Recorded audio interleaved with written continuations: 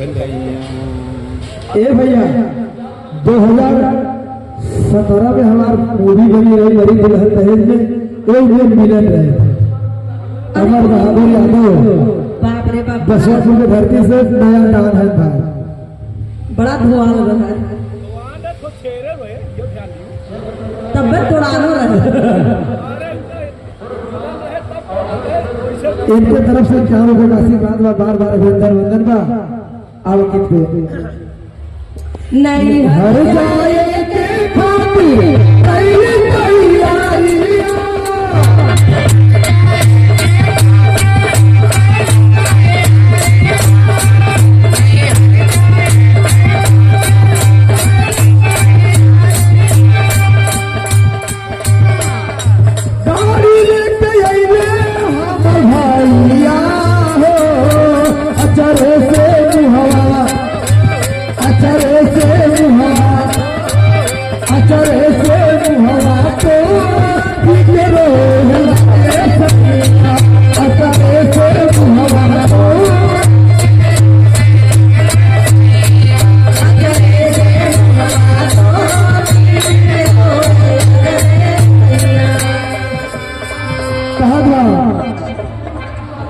तैयारी भाई हमारा से पहले पहले बारी हमें पूरी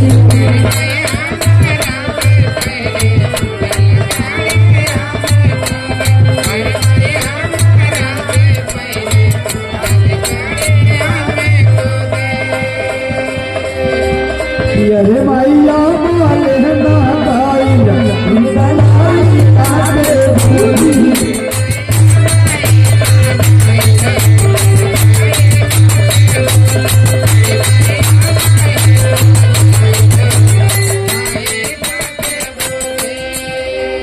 पहले कहा चली उनका सुगर स्वभाव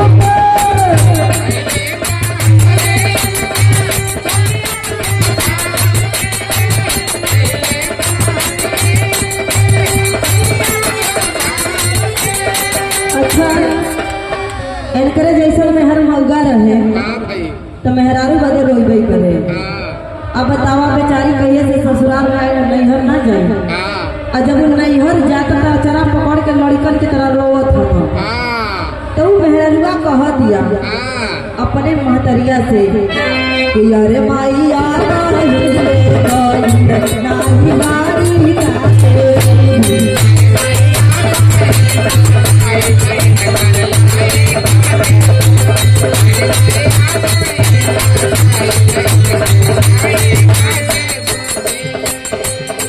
अरे भाई हमारा पहले कैले गाड़ी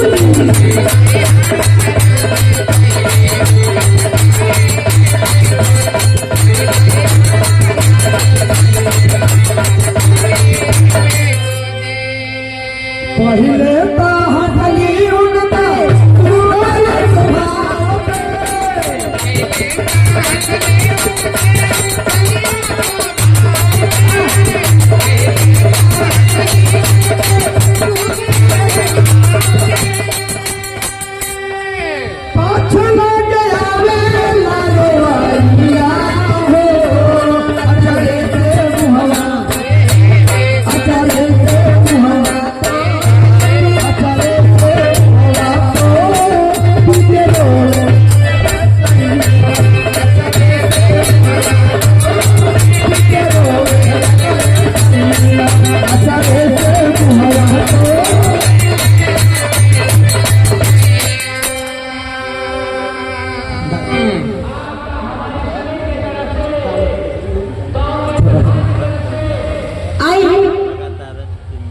वो समय के गीत बा जौने समय